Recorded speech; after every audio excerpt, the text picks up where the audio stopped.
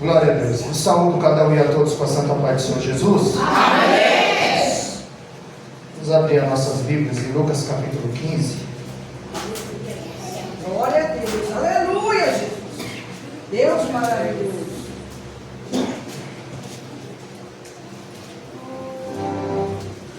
Glória a Jesus. Lucas capítulo 15. Desde já, quero agradecer a Deus por mais uma oportunidade de estar fazendo exposição da sua palavra, de estar aqui cooperando com os irmãos nessa noite, porque visita a gente faz para preso e para doente. Na casa do Senhor eu presto meu culto racional. Glória a Deus. Me acompanha a minha esposa Selma, minha filha Sara, me acompanha o meu pastor presidente, o pastor Gilberto, irmã Márcia. Nós somos ali de Guarulhos, viemos a convite, aleluia, da pastora, e aqui estamos para compartilhar uma palavra junto com os irmãos. Se encontra em Lucas capítulo 15, lê somente o versículo 1, 2 e 3. Chegando-se a ele todos os publicanos e pecadores para o ouvir, murmuravam os fariseus e os escribas, dizendo: Este recebe pecadores e come com eles. E eles lhe propôs esta parábola, dizendo: Os irmãos podem tomar o vosso assento. Aleluia. Glória a Jesus. Aleluia. Esse é conhecido como Evangelho dentro do Evangelho. Jesus me propôs uma parábola dizendo, muito bem conhecido esse texto, quando nós falamos da ovelha perdida, da dracma perdida e de 2 filhos perdidos. Sabemos que no livro do profeta Amós, capítulo 8, verso 11, eis que vem dias, diz o Senhor, que enviarei fome sobre a terra. Não é fome de comida e nem sede de bebida, mas de ouvir as minhas palavras, diz o Senhor. Essa página que tem em branco, entre o Velho Testamento e o Novo Testamento, ela não está aí à toa. Ela significa que Deus ficou aproximadamente 400 anos sem falar com o povo. Foi a profecia do profeta Amós, que haveria um tempo em que eles sentiriam fome, não de comida e nem de bebida, mas de ouvir as palavras do Senhor. Em João, capítulo 3, verso 34, a Bíblia diz que aquele que Deus enviou verdadeiramente fala as palavras de Deus. Não é o que eu acho, não é o que eu penso, é o que está escrito. E a Bíblia diz em João 8,47 que quem é de Deus ouve as palavras de Deus. Então houve um tempo de escassez, que a palavra era escassa. No tempo do profeta Samuel, 1 Samuel capítulo 3, a Bíblia diz que a palavra era escassa e a visão não era frequente. Quando Deus levanta um homem chamado João Batista, aonde Lucas capítulo 3, o verso 2, a Bíblia diz que sendo Anás e Caifás sumos sacerdotes, só podia haver um sumo sacerdote, mas havia 2. E veio a palavra de Deus a João num deserto, 400 anos sem Deus falar com o povo, e a palavra veio aonde? No deserto, porque a religião estava corrompida. E o que a palavra estava fazendo no deserto? Porque o deserto não é lugar de estar a palavra. O lugar de estar a palavra é no meio do teu coração, é no templo. É quando a liderança não tem compromisso. Quando a liderança não tem compromisso com a palavra, então a palavra fica esquecida. A palavra fica no deserto. E se mede a temperatura de uma igreja pelo tempo que é lhe dado à palavra, pelo tempo que ela gasta com oração. Porque a maior evidência que eu estou cheio do Espírito Santo não é pular, não é girar, não é gritar, não é pregar, não é cantar, não é falar em língua. É quando eu tenho a oportunidade de pecar e não peco. É quando eu posso adulterar e não adultero. É quando eu posso mentir e não minto. É quando eu posso roubar e não roubo. Porque eu estou cheio do Espírito Santo. Porque Jesus diz em Mateus 7,20 que é pelo fruto que se conhece a árvore. Não é pelo que ele prega, não é pelo que ele canta. Porque você é a Bíblia que o mundo lê. Muita gente não lê a Bíblia, lê a tua vida. É verdade. Vê os teus passos. Verdade. E a palavra veio a João no deserto. fariseus aqui estavam acusando Jesus.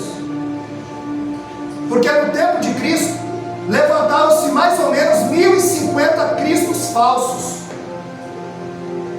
No Sermão do Monte, Mateus 24, verso 5, Jesus disse: acautelai-vos, porque muitos virão em meu nome, dizendo eu sou o Cristo, e enganarão a muitos. Então os fariseus, eles questionavam ser Cristo o Messias, porque Jesus curava no sábado, porque Jesus orava de olho aberto, porque Jesus comia sem lavar as mãos, e os religiosos o perseguiam. Mas Jesus disse em Mateus 9,12 que não necessita de médico quem está são, necessita de médico quem está doente. Em Lucas 9,56 ele disse que o Filho do Homem não veio para destruir as almas, para salvá-las. Esse é o cerne do Evangelho. É estar em busca do perdido.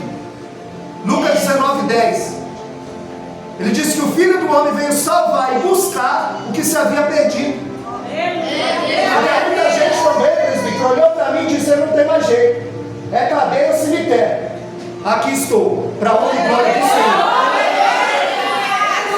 Porque é Deus que levanta, é Deus que abate, é Deus que exalta, é Deus que chama, é Deus que faz, é Deus que capacita. Filipenses 1,6 aquele que começou em vós a boa obra, ele é fiel para aperfeiçoar. Bíblia diz aos Hebreus 10,23 retenhamos firme a confissão da nossa esperança, porque fiel é o que prometeu. 2 Timóteo 2,13 ele diz que ainda que nós somos infiéis, ele permanece fiel, porque ele não pode negar a si mesmo. E Romanos 11,29 diz que a vocação e os dons de Deus são sem arrependimento. Deus chama, Deus capacita, Deus dá. Glória a Deus. Glória a Deus. Porque é um tempo determinado para todas as coisas. Em João 2,4 Jesus disse: o que tenho eu contigo, mulher? Ainda não é chegada a minha hora. Mas em João 17, verso 1 ele diz: Pai, agora é chegada a minha hora. É porque tem hora para as coisas acontecerem. Isaías 55,6 ele diz, 55,8 ele diz que os meus pensamentos são mais altos do que os vossos pensamentos, e os meus caminhos são mais altos que os vossos caminhos. E muitas vezes nós não entendemos o trabalhar do Senhor. E esses fariseus estavam acusando e diz: olha, ele come com pecadores, ele se assenta à mesa, os publicanos. Eles queriam acusar Jesus. E para os religiosos, Jesus os chamava de sepulcro caiado. O que é um sepulcro caiado? É um túmulo pintado de branco, mas lá dentro tem um corpo em estado de putrefação. É um túmulo pintado de branco, é bonito por fora, mas é podre por dentro. Ele estava dizendo: vocês pregam uma coisa, mas vocês vivem outra. Vocês professam uma coisa, mas fazem outra. Jesus os condenava. Jesus estava dizendo: vocês se vestem como crente, falam como crente, cantam como crente, mas vocês não têm nada de crente. Isaías 29,13 ele disse: esse povo se aproxima de mim com os lábios, mas o seu coração está longe de mim. Não tem intimidade. O que nós estamos vendo hoje é a igreja cheia de gente vazia. A igreja que só cresce para baixo, aliás, só cresce para o lado, não cresce em profundidade, não cresce embasada na palavra. Porque é através da palavra que eu sei o que é pecado, o que agrada a Deus, o que eu faço para me desviar do inferno. Provérbios 15:24 o caminho do justo é para cima, para que se desvie do inferno que está embaixo. Porque o inferno não é mentira, o inferno não é falácia, o inferno não é utopia, o inferno é verdade e está preparado para todas as pessoas, conforme o Salmo 9,17, que se esquece de Deus. Provérbios 18,4 diz que Deus fez todas as coisas para o seu próprio fim, e o ímpio para o dia do mal. Jesus nunca prometeu uma viagem tranquila, ele prometeu uma chegada certa. Não é porque Jesus está no barco que o vento não vai soprar, as ondas não vão invadir. A diferença é quando Jesus está no barco, o barco não afunda. Porque é Ele que te sustenta, é Ele que me sustenta. E Jesus o chama.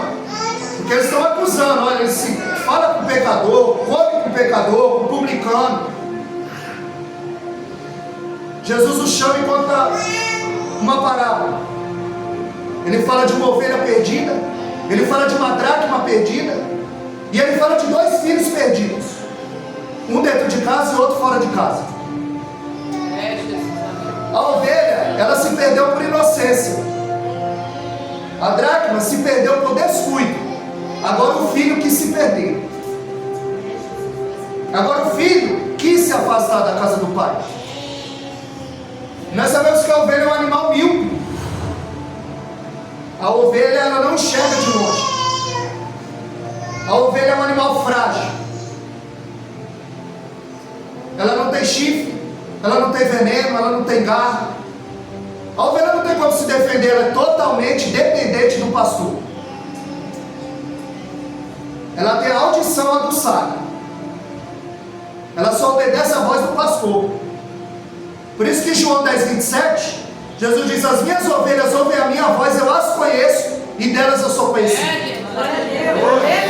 Nós precisamos ter ouvido de ovelha para discernir a voz do Senhor. Porque tem muita gente que não está ouvindo nem a voz do marido e diz que está ouvindo a voz de Deus. Não está ouvindo a voz do esposo e diz que está ouvindo a voz de Deus.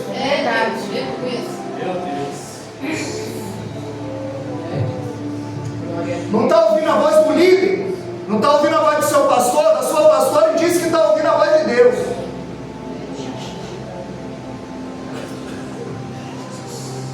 E não adianta mudar de igreja. Step que andará baçu.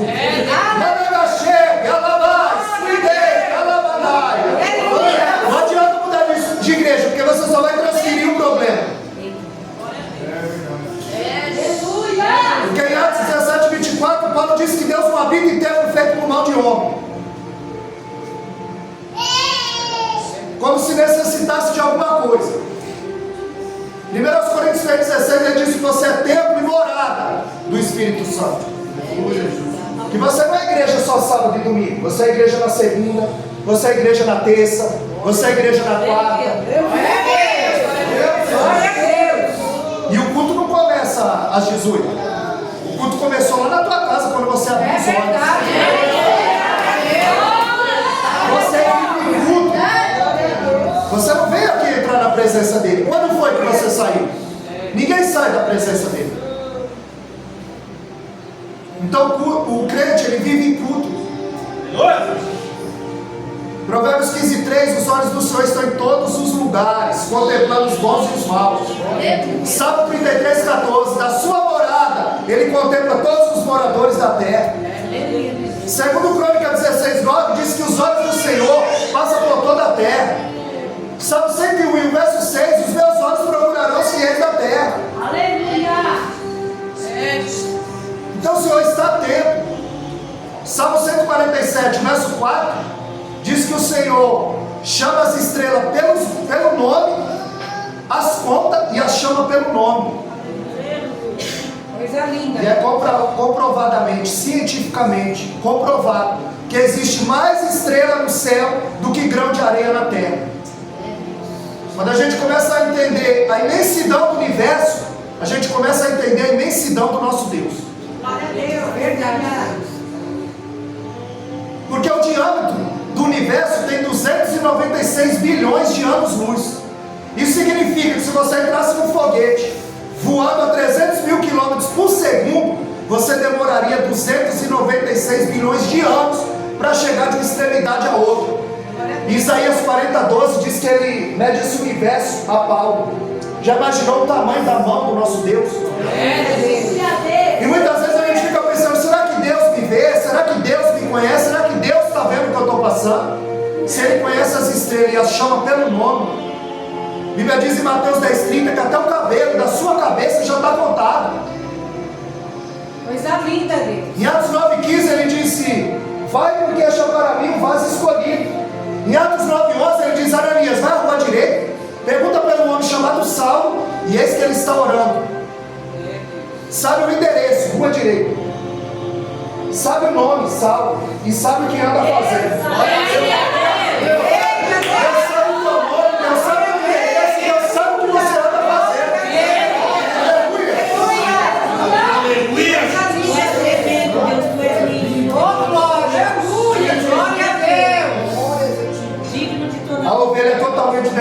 do pastor.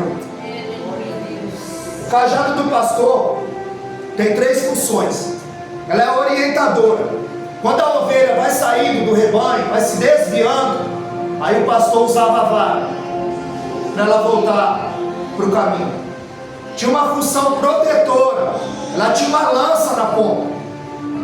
E no Salmo 23, quando ele disse: ainda que eu passasse pelo vale da sombra da morte, que era um caminho estreito que as ovelhas passavam, nas cavernas havia os predadores. E o pastor tinha uma lança no fundo do cajado, para quando o inimigo viesse, o pastor defendia a ovelha. E a terceira função era salvadora. Quando a ovelha caía no aprisco, no buraco, no outro fundo do cajado havia uma curvatura, igual um guarda-chuva, para ela resgatar a ovelha de dentro, para ele resgatar a ovelha de dentro do buraco. Aleluia a Deus. Então, o cajado era orientador, era protetor e era salvador. É isso que Jesus ele tem para nós: orientação, ele tem proteção e ele tem salvação para as nossas almas. Glória a Deus. Eu creio. Aleluia. Mais lindo, Deus. Jesus fala de uma ovelha perdida. E a gente acha um absurdo deixar 99 ovelhas e ir atrás de uma perdida.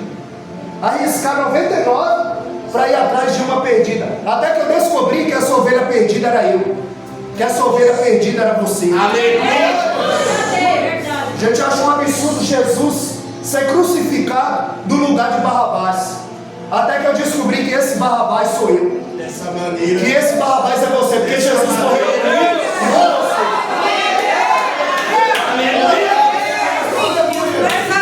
Glória a Deus. Oh, querido Deus. Glória a Deus.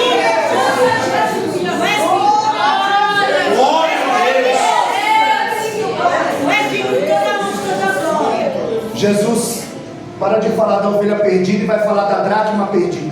Deus, tu és glória a Deus. Ele não disse que a mulher perdeu. O texto diz: se perder. Se perder uma dracma, a Bíblia diz que ela acende a luz. E ela varreu diligentemente. Ela acendeu a luz. E a primeira coisa que ela fez, ela acendeu a luz. E o que ela viu? Que a casa estava suja. E ela começou a varrer diligentemente.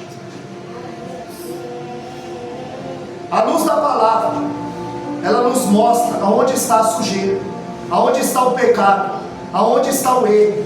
Essa mulher faz uma faxina na casa. E Deus marcou essa noite para que nós viemos fazer uma faxina milimétrica no porão da alma. Para detectar onde está a sujeira, onde está o erro. Glória a Deus. Para a gente colocar a casa em ordem. Deus marcou esse culto, Deus santo. chamado culto racional, para que nós venhamos fazer uma devassa, uma faxina milimétrica na nossa vida. Como essa mulher fez. Porque só a luz da palavra eu vejo se eu estou andando de acordo com o céu. É por isso que Hebreus 4:12 a Bíblia diz que a palavra ela é viva e eficaz. Se ela é viva, produz vida. Se ela é eficaz, causa efeito. Ela é viva e eficaz. Ela é mais penetrante que espada alguma de 2 gumes. Ela é apta para dividir a junta da medula e a alma do espírito. E é apta para discernir os pensamentos do coração. Então a palavra é comparada com espada e espada afiada. Porque se fosse uma palavra fazer carinho, ela ia ser comparada com travesseiro. Mas ela é comparada com espada. Então, 1 Coríntios 14:3, Paulo diz: quando a palavra de Deus vem, ela exorta, edifica e consola. Então muitas vezes nós somos exortados. Aí a gente pensa: hoje a irmã Maria não veio. Não, Deus só fala com quem está presente. Deus não fala com quem está ausente. Essa palavra não é para, não, é para mim e para você. Porque é a luz da palavra que eu vejo onde está o erro. A Bíblia diz que no primeiro dia, como foi lido aqui, no princípio era o verbo estava com Deus, o verbo era Deus. No primeiro dia, Deus disse: haja luz, e houve luz. Mas o sol, ele só fez no 4º dia. Então o que eu aprendo aqui? Que o que ilumina o dia não é o sol, é a palavra. O que ilumina a nossa vida é a palavra. Porque muita gente marca a Bíblia, mas a Bíblia não os marca. Tiago 1,23, ele diz que aquele que ouve as minhas palavras e não as pratica, assemelhado-ei ao homem que contemplou seu rosto no espelho. E quando ele foi embora, esqueceu de como era. Ele compara a palavra aqui com o espelho. Porque quando eu examino a palavra me examina. Porque quando eu me olho no espelho, eu vejo se o meu cabelo está penteado, se a minha gravata está torta. Quando eu examino a palavra me examina. Aí amanhã, oi irmão, não deu para eu ir no culto, como foi o culto lá? Ah, foi uma bênção. Eu pulei, eu falei língua, eu profetizei, e a palavra eu não lembro. Mas Deus nos chamou aqui para a gente fazer uma faxina milimétrica no porão da nossa alma. Eita, Deus. Porque é a palavra que não vai nos dar direção. Em Gênesis 26, 18, a Bíblia diz que Isaac, ele vai passando e ele vê que entulharam os poços que seu pai Abraão abriu. Os inimigos jogaram entulho nos poços. Agora Isaac sabia que havia água em profusão lá embaixo, água viva. Mas para aquela água jorrar, ele precisava tirar o entulho, ele precisava tirar a sujeira. Para a água jorrar na nossa vida, irmão, a gente precisa tirar todo o lixo, todo o pecado, tudo aquilo que impede da água jorrar. Porque quando Jesus oferece, em João capítulo 4, água para aquela mulher, antes dele dar a água viva para ela, ele mostra onde está o entulho da vida dela, onde está a sujeira, o lixo. Ele diz: tu tiveste 5 maridos e o que tu tens agora não é o teu marido. Antes dele dar a água para ela, ele mostra onde está o erro. Então Jesus, ele vai falar de um ser perdido, fora de casa, e sabe que está perdido. Um animal sabe quando ele está perdido. Quem não ouviu a expressão que o cachorro caiu da mudança? Está perdido. Um animal sabe quando ele está perdido. Jesus está falando de um ser perdido, fora de casa, e sabe que está perdido. Depois ele fala da dracma. A dracma não tem sinapse. A dracma é um objeto inanimado. Aí ele fala de um ser perdido dentro de casa e não sabe que está perdido. E ele vai fechar a parábola falando de 2 filhos perdidos. Um dentro de casa que não sabe que está perdido, e um fora de casa que sabe que está perdido. Tem muita gente perdida dentro da igreja e não sabe que está perdido. Tem muita gente que está perdido fora da igreja e sabe que está perdido. Porque fala uma coisa e professa outra. Porque prega e não vive. Porque louva e não vive. Meu Deus. Espírito Santo, aleluia. Deus, tu és maravilhoso, aleluia. Pessoas que, como filho mais velho, não liberam perdão, não perdoa, não tem misericórdia. E pessoas como o filho mais novo que vai para uma terra distante, resolve se afastar da casa do pai. Na casa do pai, o filho tinha de tudo: o amor do pai, abrigo, pão, amigos, o amor do pai, emprego. Ele era cercado de bênçãos, mas ele não dá valor. Muitas vezes as pessoas não dão valor àquilo que Deus dá. Porque muitas vezes você podia ser mandado embora e Deus está mantendo. Às vezes Deus, ele pode multiplicar o que você tem, ou ele pode trazer existência aquilo que você não tem. Mas a gente nunca está satisfeito com o que Deus tem nos proporcionado. Nós estamos contentes com o que Deus nos deu? Ou nós estamos como o povo no deserto? Quando Deus mandava o maná, eles reclamavam e queriam carne. A nossa oração oração é uma lista de compra, me dá, é uma carta de agradecimento.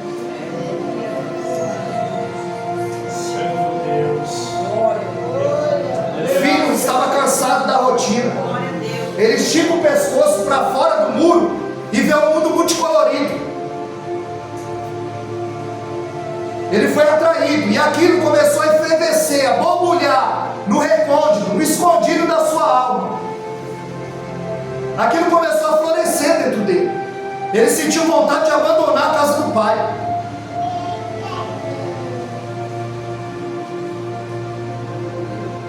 Você nem pode abandonar a casa do pai, você nem pode mudar de casa, ou seja, de igreja.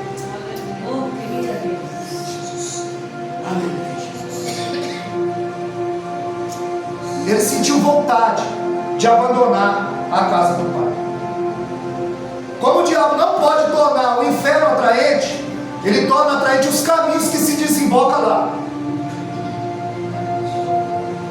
Porque quando você quer navegar para longe de Deus, o diabo tem sempre um barco pronto. Ele é sorrateiro. O diabo é um estelionatário. Ele promete liberdade e escraviza. Ele promete uma noite de prazer e uma vida de tormento.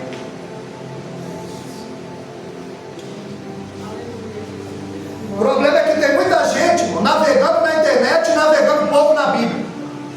A gente está gastando muito o banco da igreja e pouco a sola do sapato. Porque pregar para crente é fácil. Aqui todo mundo quer ouvir. Mas você foi chamado para ser sal da terra. O que está faltando no povo é sede. Porque muita gente deixou de ser sal. E não existe propaganda de sal. Eu nunca vi. Não sei se os irmãos já viram propaganda de sal ou promoção de sal. Minha esposa nunca falou: compra 10 pacotes de sal, porque o sal está barato. Aumenta o feijão, aumenta a carne, aumenta o arroz, aumenta tudo. Mas o sal não. Se você for ao supermercado, a prateleira mais suja é a do sal. Porque o sal não aparece. Você joga o sal no feijão, joga o sal na salada, o sal não aparece. Mas no dia que o sal aparece, aí alguém diz: a comida estava boa, mas estava salgada. Porque no dia que aparece, no dia que o sal aparece, ele estraga o banquete. No dia que o pregador aparece, ele estraga o banquete. No dia que o cantor aparece, estraga o banquete. Aleluia. Porque só quem tem que aparecer é ele. Aleluia. Porque se você for uma igreja que não serve comida, se você for uma igreja que não tem palavra, é o mesmo que você ir a um restaurante que não serve comida. Em ambos você vai sair desnutrido. E na igreja você não é como no restaurante. Você vai pegar o cardápio e vai escolher o que você quer comer. E nem vai ter a sugestão do chefe. Aqui quem manda o maná é Deus.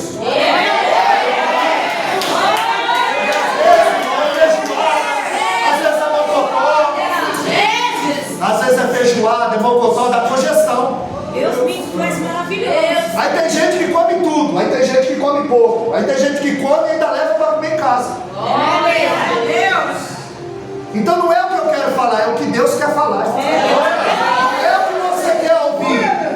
Talvez você queria ouvir que aqui tem um anjo com a bandeja de prata, Deus está limpando o teu nome do SPC, Deus está curando, Deus está fazendo.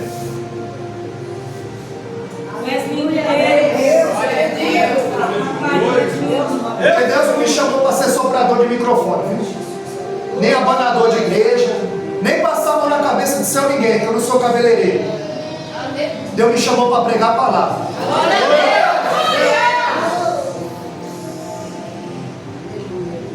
Ele tinha tudo, mas ele não deu valor. Ele chega diante do pai e pede a herança. Ele pede a herança do pai vivo, ou seja, ele mata o pai do seu coração. Ele pega a herança. Ele não quer saber do legado do pai, porque herança é aquilo que você deixa para alguém, mas o legado é aquilo que você deixa em alguém. Ele não quer estar perto do pai, ele não quer aprender com o pai, ele só está interessado em que o pai tem para lhe oferecer. Tem muita gente na casa do Pai que só está lá porque sabe que Ele pode fazer muito mais do que você pensa ou pede, do que eu penso ou pede, conforme Efésios 3:20. Ele pede a herança e ele vai para uma terra longínqua, e lá ele bebeu todas as taças dos prazeres, tudo que o mundo tinha para oferecer. Ele sorveu todas as taças. Enquanto ele tinha dinheiro, a mesa estava repleta de amigos. Enquanto ele tinha dinheiro, todos o cercavam e o paparicavam. É dessa maneira, Jesus. Mas a Bíblia diz que quando acabou o dinheiro dele, veio uma grande fome sobre aquela terra, e ninguém lhe dava o que comer. Ele gastou toda a herança, e ele percebeu que a sua mesa ficou vazia, o seu bolso ficou vazio, o seu estômago ficou vazio, a sua alma ficou vazia, e ele terminou com gosto de enxofre na boca. Porque quando ele tinha dinheiro, quando ele tinha algo para oferecer, os amigos o cercavam, o paparicavam. Mas quando ele viu que não tinha mais ninguém por ele, ele percebeu que havia mordido a isca, e por trás estava o anzol da decepção. Porque o pecado é uma fraude, é um engodo. O pecado atrai, seduz, domina, engana e mata. É, Deus. Quando você vê alguém cair aqui, pastor, ele não caiu, ele já vem caindo faz tempo. Ninguém cai de uma hora para outra. Sansão não caiu em Dalila, ele vem tocando em coisa morta faz tempo. Ele vem flertando com o pecado faz tempo. Ele mata o leão e desvia do caminho para ver aquele leão morto que ele matou. E ele encontra ali um favo de mel. Ele acha doçura em coisa podre. Tem muita gente se desviando do caminho para ver os leões que já matou na caminhada, procurando doçura em coisa podre. Atrai, seduz, domina, engana e mata. É só uma mentirinha, é só um trago, é só um gole, é só um tirinho, e vai dando legalidade para o diabo entrar. E quando menos percebe, de forma imperceptível, sorrateiramente, você é um subalterno, um escravo do vício, enclausurado dentro de uma gaiola. Provérbios 19:4. A riqueza granjeia muitos amigos, mas ao pobre até o seu amigo íntimo deixa. Porque tem gente que só está perto de você pelo aquilo que você tem para oferecer.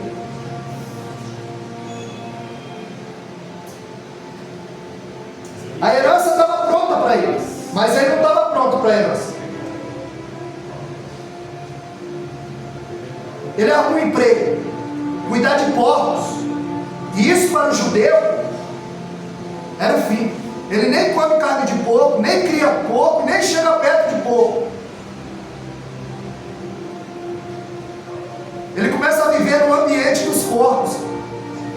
Quem se afasta da casa do pai começa a viver em ambiente que não é saudável. A Bíblia diz que ele desejou comer as bolotas de porco. É isso que o mundo lá fora tem para oferecer, é bolota de porco.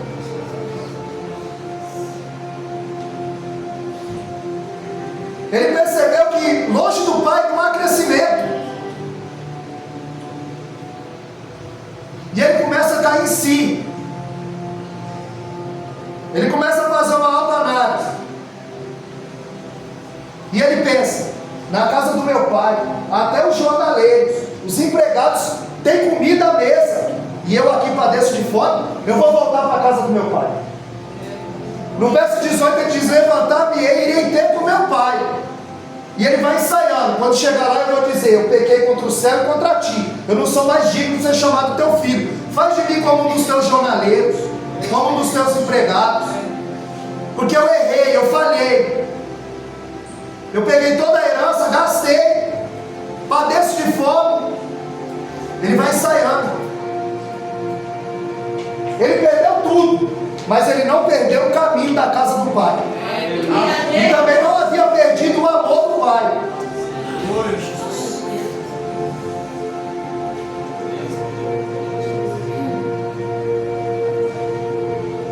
Ele sabe o caminho da casa do Pai. Agora ele volta para a casa do Pai porque ele amava o Pai. Ele volta para a casa do Pai porque ele estava com saudade do Pai. Ele voltou para a casa do Pai porque ele estava com fome. Ele voltou para a casa do Pai pelo aquilo que o Pai podia lhe oferecer. Aleluia. João 6,25. Algumas pessoas que seguiam Cristo chegaram diante dele e disseram: mestre, onde tu estavas? Te procurando 2 dias. Onde tu estavas? Jesus disse: eu sei porque vocês estão me procurando. Não é por a palavra que eu vos tenho falado, mas é por causa do pão que eu multipliquei. Vocês estão me procurando por causa da palavra que eu vos tenho falado, mas porque a barriga de vocês está vazia. Vocês estão me procurando por aquilo que eu tenho para lhe oferecer. E a Bíblia diz em João 6,66 que muitos dos seus discípulos não andavam mais com ele. Por quê? A palavra era boa, o pregador era bom, mas eles eram um coração ruim. Eles só queriam ouvir palavras que massageiam o ego. Tem muita gente prometendo aquilo que a Bíblia não promete. Nem tudo que a terra aprova, o céu aplaude. Pedro disse: dura essa palavra, Senhor. Quem pode ouvir? Em João 6,68 ele disse: tu quer ir com eles? E ele disse: para onde iremos nós, se só tu tem palavra de vida eterna para nós? 1 João 2,25, essa é a maior promessa que ele nos fez, a vida eterna. Glória a Deus, aleluia.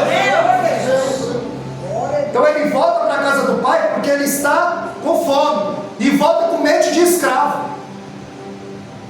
Porque ele diz: quando chegar lá eu vou dizer: eu não sou digno de ser chamado teu filho. Faz como um dos teus empregados, um dos teus servos, um dos teus escravos, um dos teus jornaleiros. A exemplo do povo no Egito. Porque para Deus tirar o povo do Egito, ele enviou as 10 pragas. Mas para tirar o Egito de dentro do povo, ele enviou os 10 mandamentos. Porque só a palavra tira o povo do Egito. E o povo, quando estava lá, Deus supriu. Salmo 78,19. Ele dizia: pode porventura, Deus, prepararmos uma mesa no deserto? E Deus mandou maná, Deus mandou codornizes, Deus tirou a água da rocha, cuidou daquele povo. Glória a Deus. Mas o povo estava com saudade, era da cebola, do pepino, do melão, do coentro, mente de escravo.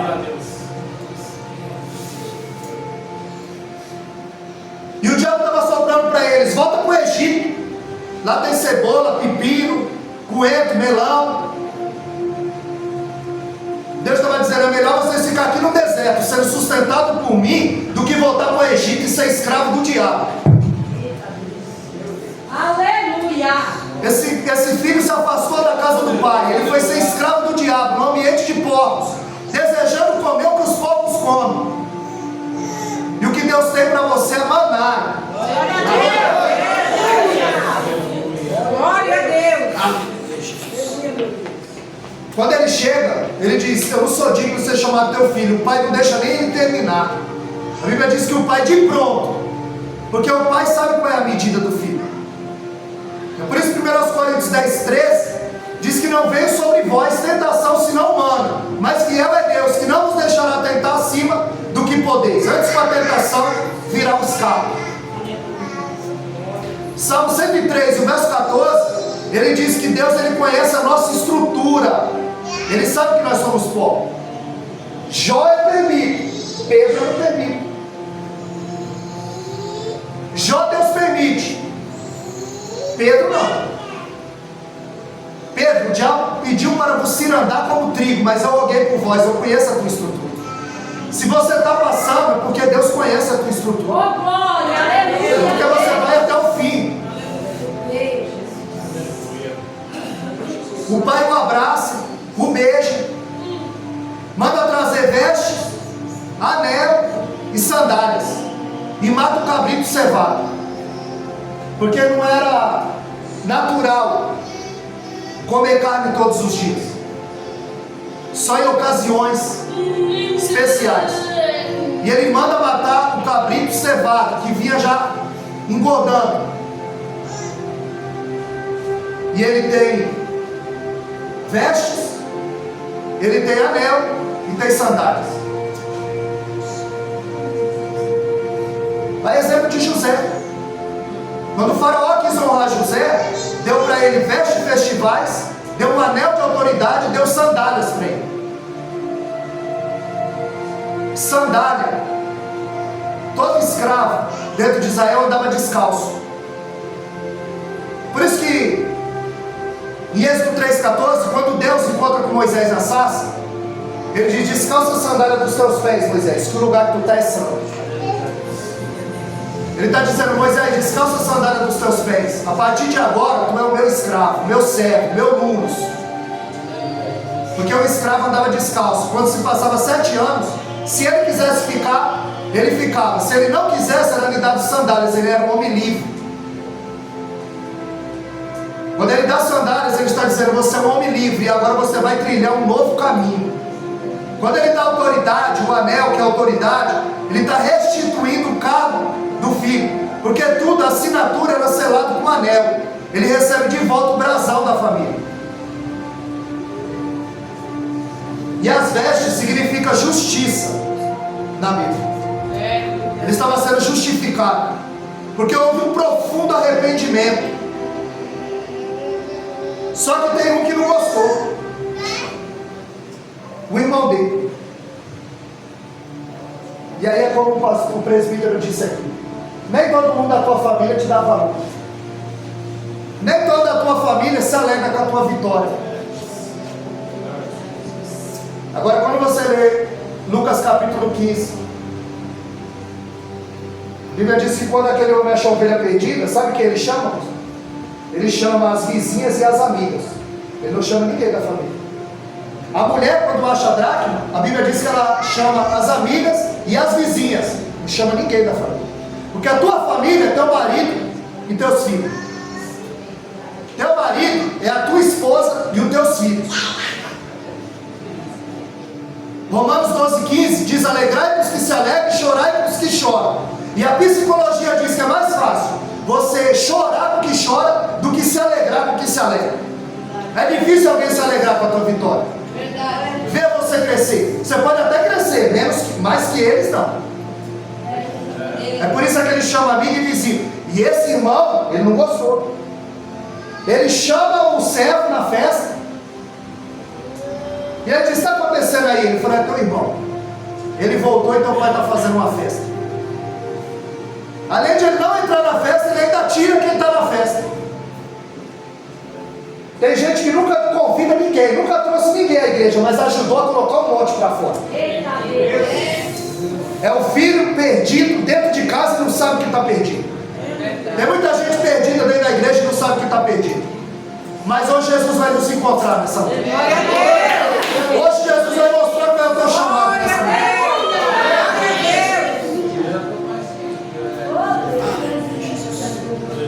Quem tinha inveja de Abel? Caim era irmão dele. Quem foi que vendeu José? Quem jogou José na cisterna? Era da família. Quem foi que perseguiu Jacó? Quem é que perseguia Davi? O sogro e o irmão. Eliabe falou: por que deixaste aquelas poucas ovelhas? Ele quis humilhar Davi. Porque cuidar de ovelha dentro de Israel era a função que ninguém queria fazer. Quem persegue Davi? O sogro. Porque ele pode crescer, mais do que eu, não. Porque Saul amou tanto o trono que perdeu Deus. Agora Davi amou tanto Deus que ganhou o trono. O problema é que quando Saul cai, ele quer segurar o trono. E quando Davi cai, ele diz: não retira de mim o teu espírito. E não me lança fora da tua presença. Fama vai, riqueza vai, tudo vai, mas a presença fica.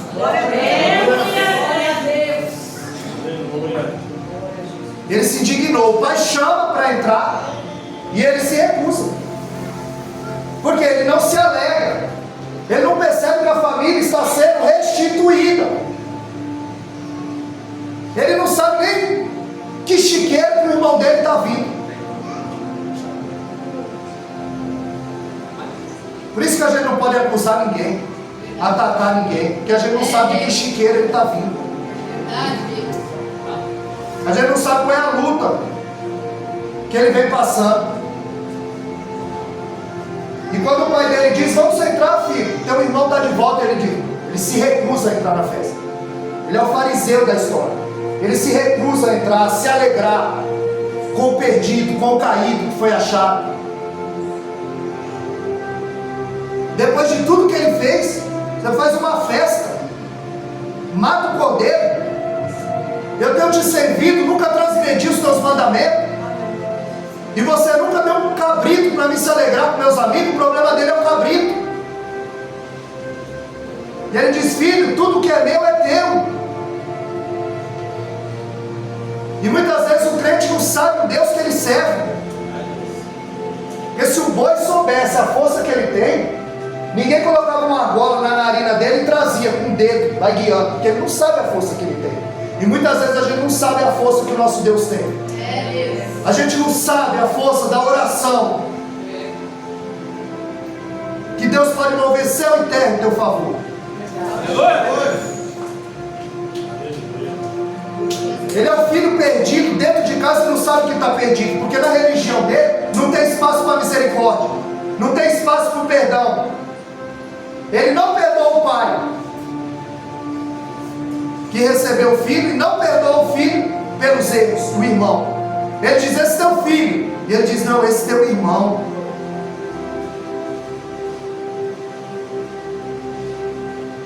O filho mais novo aprendeu no mundo que é miséria, mas na casa de Deus ele aprendeu o que é misericórdia. Aleluia. Na casa do pai ele aprendeu o que é misericórdia.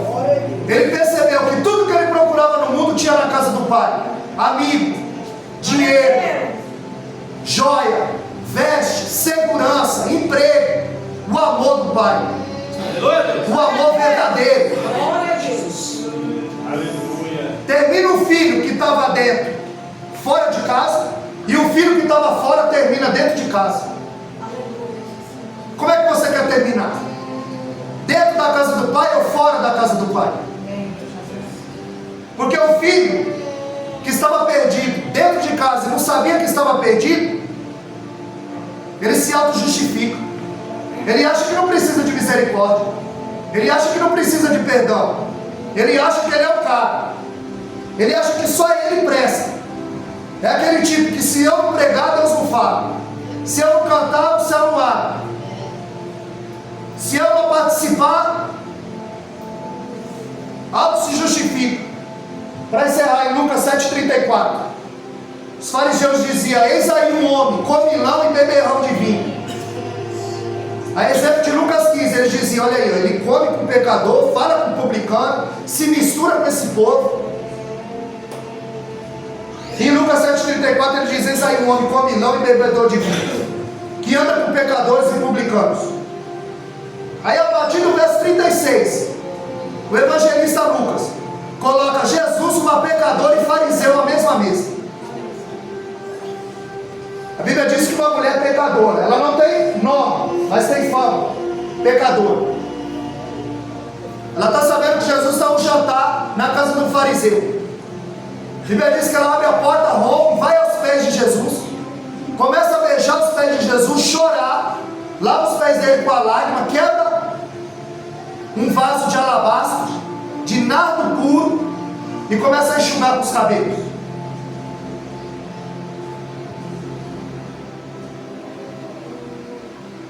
o fariseu, vendo tudo aquilo ali, aquela mulher soltar o cabelo, que não era lícito na cultura judaica uma mulher soltar o cabelo, ela começa a enxugar os pés de Jesus. E o fariseu, ele faz um solilóquio, ele fala consigo mesmo, ele pensa.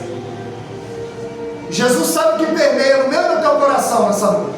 Ele sabe o que perpassa aqui na vida de cada um. Aleluia, aleluia. E ele disse: se ele fosse profeta, ele saberia quem é essa mulher. Ele reprova Jesus e despreza aquela mulher, porque ele acha que ele é o santo, ele não precisa de misericórdia, ele não precisa de perdão. Porque é fácil dizer ela é pecadora, mas é difícil dizer eu sou pecador.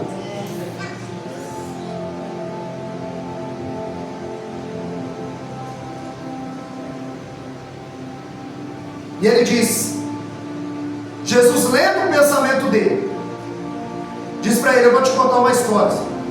Havia um homem que tinha 2 devedores, um devia 50 e outro devia 500, e o credor perdoou a ambos. Quem ficou mais grato? E ele disse: certamente o que devia mais.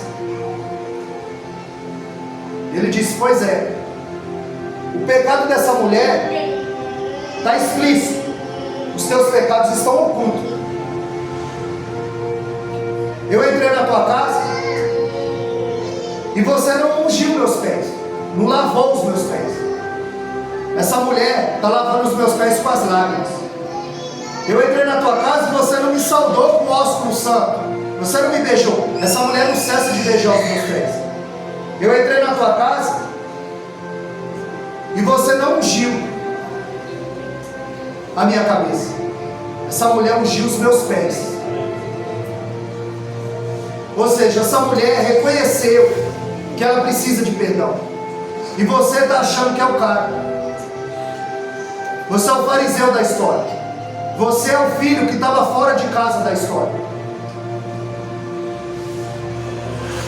Nós precisamos fazer uma faxina milimétrica no porão da alma e ver se de fato o nosso passo está com o passo do céu. Porque Jesus falou de uma ovelha perdida, que é um ser perdido fora de casa e sabe que está perdido. Ele fala de uma dracma, um ser perdido dentro de casa e não sabe que está perdido. E o desfecho são 2 filhos, um perdido dentro de casa que não sabe que está perdido, e um perdido fora de casa que sabe que está perdido. Só que o desfecho das 3 histórias são festa. Em Lucas capítulo 7 tem a ressurreição da filha, do filho da viúva de Naim, tem a cura do centurião e tem a conversão da pecadora. Então há uma ressurreição, há uma cura e uma conversão. E se a gente perguntar qual foi o maior milagre dos 3? Uma ressurreição, uma cura ou uma conversão? E muitos pensam que é ressuscitar um morto, e não é, porque vai morrer de novo. É curar o enfermo? Não, porque ele vai adoecer de novo. O maior milagre da Bíblia é quando uma alma se rende aos pés do Senhor. Porque existem 3 mortes: a espiritual, a física e a eterna. E você vai decidir onde você vai passar a eternidade aqui: dentro da casa do Pai ou fora da casa do Pai. Amém, amados? Amém. Essa foi a palavra que Deus nos mandou nessa noite. Como eu falei, aqui não é restaurante para a gente escolher o cardápio, nem a sugestão do chefe. Aqui quem manda o maná é Ele. Ele se responsabiliza, porque Ele disse em Isaías 55:11 que a palavra dele não volta vazia. Em Jeremias 1:12 Ele vela para que ela se cumpra, que ela venha se cumprir na nossa vida. Tem alguém aqui em nosso meio que está fora da casa do Pai e quer voltar ou terminar dentro da casa do Pai? Tem alguém aqui que quer entregar sua vida ao Senhor? Não tem, que Deus abençoe. Porque Jesus não é mercadoria, viu, irmão? Você quer Jesus, você aceita. Não, eu não falei você quer aceitar Jesus, não. Quem aceitou foi Ele. O ruim da história sou eu, o pecador sou eu, a ovelha perdida sou eu, Glória a Deus. o filho perdido sou eu. É Ele que nos aceita. Amém? Mas que Deus possa conceder uma outra oportunidade. A senhora agradeço a oportunidade e as palmas logo em Deus.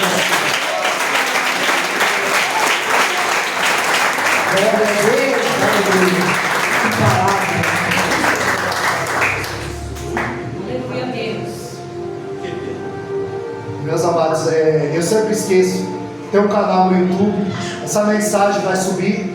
Se os irmãos quiserem revê-la, só digitar lá no YouTube Wellington Caetano de Holanda. Tá minha foto, a foto da minha esposa, a pastora está com o link. Se inscreve lá no canal, vê essa mensagem novamente e vê se está embasada na Bíblia. Wellington Caetano de Holanda. Amém, amados? Deus abençoe.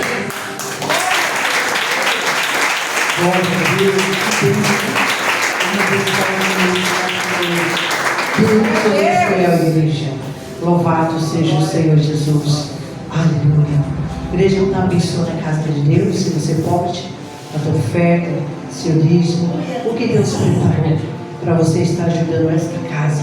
Amém? Deus abençoe a todos que Deus trouxe nesta noite. Deus abençoe o pastor. Deus abençoe o pastor também, presidente. Deus abençoe a todos que Deus trouxe nesta noite. Amém? Senhor, meu Deus, meu Pai, eu te apresento, meu Senhor da glória, a vida de cada um, Senhor, que vai abençoar a tua casa, a vida, meu Pai, dos